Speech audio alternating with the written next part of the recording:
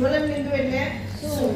તો કે કોઈ પણ પદાર્થ જે નીચામાં નીચા તાપમાને સળગી ઉઠે, સળગવાની શરૂઆત કરે તો એ જે તાપમાન છે એ તાપમાનને જે તે પદાર્થનું શું કહેવાય છે? જ્વલન બિંદુ.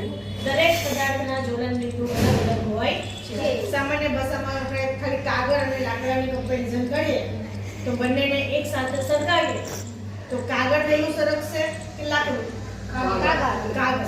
એટલે કે કાગળનું જે જ્વલન બિંદુ છે બરાબર છે, લાકડા કરતા કેવું છે? ઓછું છે, કારણ કે કાગળ વહેલો સળગી ગયો. બરાબર છે. હવે એના આધારે પ્રવૃત્તિ કરવાની છે જે તમારા પાઠમાં આપેલી છે. બરાબર છે. તો એના માટે આપણે બે કાગળના કપ લેવાના. આપણી પાસે કાગળના કપ નથી એટલે આપણે શું કરી દીધું? બે કપ જેવું આપણે કાગળમાંથી બનાવ્યું. એક કાગળને બરાબર છે એમાં આપણે પાણી લેવાનું નથી અને સીધું આપણે એને ગરમ કરવાનું છે. તમારે ખાલી એક અવલોકન કરવાનું છે કઈ પ્રવૃત્તિ છે.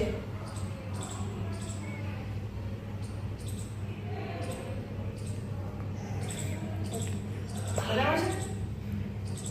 અને આપણે ગરમ કરીએ. ટાઈમ અંદાજિત આપણે ટાઈમ જોઈએ અને સમજીએ. બરાબર છે શું થાય છે.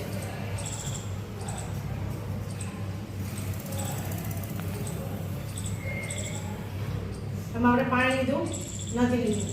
કાગળ શું થયું? સરસ સળગી ગયું. હવે આપણે શું કરીએ? આ બીજું કાગળ લીધું. આપણે બરાબર છે કાગળના કપમાં એ બધી આપણે સળગાવી.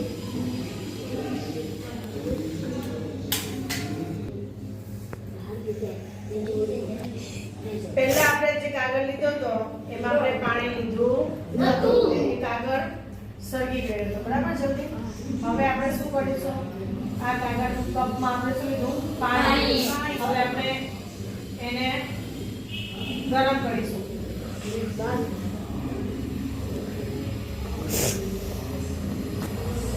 જેટલો જલ્દી એ કાગળ સળગી ગયો તો એટલો આ નહીં સળગે, કારણ કે આમાં શું છે? પાણી. બરાબર છે. ને આમાં જે ઉષ્માનો પ્રસરણ કેવી રીતના થાય છે? ઉષ્મા વહનને લીધે, વહનના કારણે. બરાબર. અંદરનું પાણી એ શું કરે છે? ખબર છે? ગરમીને શોષી લે છે.